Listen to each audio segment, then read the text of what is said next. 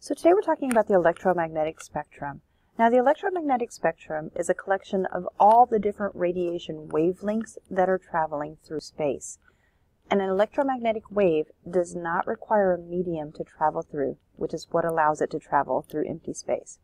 So you can see that they vary. You have radio waves, microwaves, infrared, visible, ultraviolet, X-ray, and gamma rays. They're broken down by two parts. You're going to see wavelength and frequency.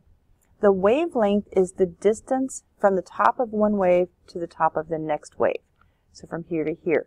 You see on the radio wave end we have the longest wavelengths, and the wavelengths get shorter as we get to gamma ray being the shortest wavelength.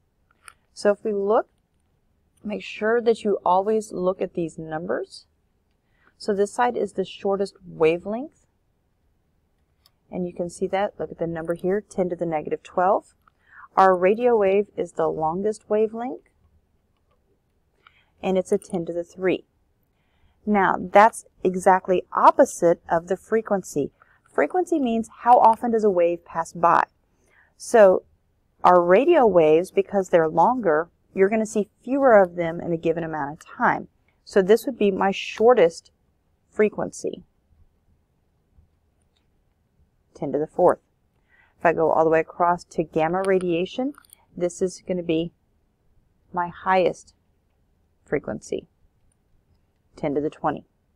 So when you're asked a question about the electromagnetic spectrum, please make sure you understand, are you looking for wavelength or are you looking for frequency? Two very different aspects to the spectrum. Now, if we look at visible light, remember in our presentation yesterday, visible light is a very small portion, and this is the only portion that we can see with our eyes. So if you look down here, this is why we see it broken into the colors. Now, of our colors, remember Roy G. Biv, red, orange, yellow, green, blue, indigo, and violet. Roy G. Biv. Red, the color red, has the longest wavelengths.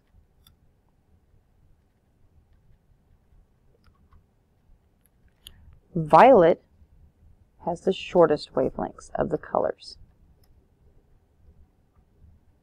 Now this will be important as we move to the next portion, which is red shift, blue shift. But just know that this is the only section right in here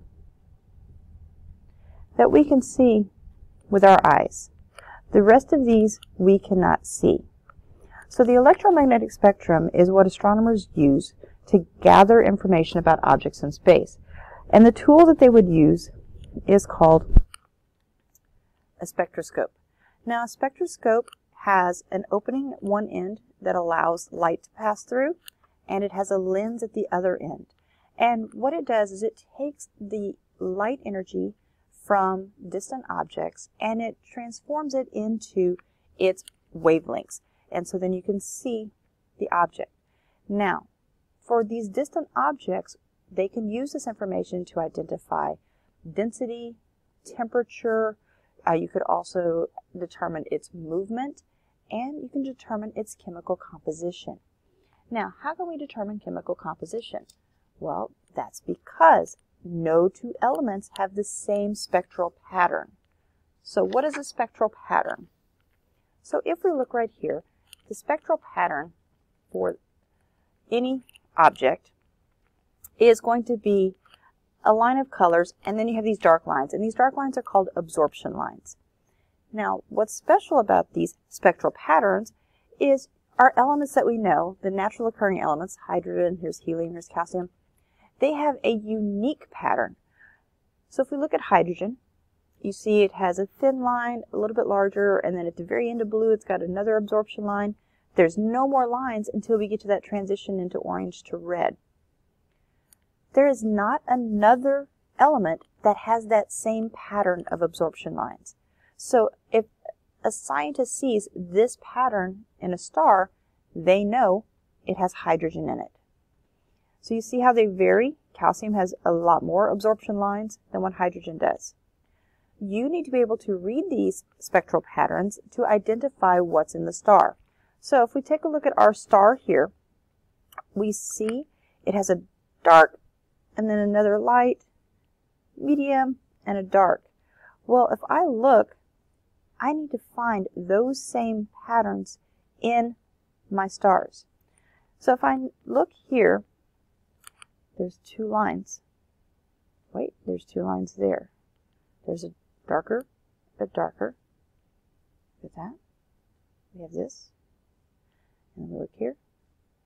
So if I'm looking at this particular star, it appears to have calcium. I don't see this line in there for hydrogen.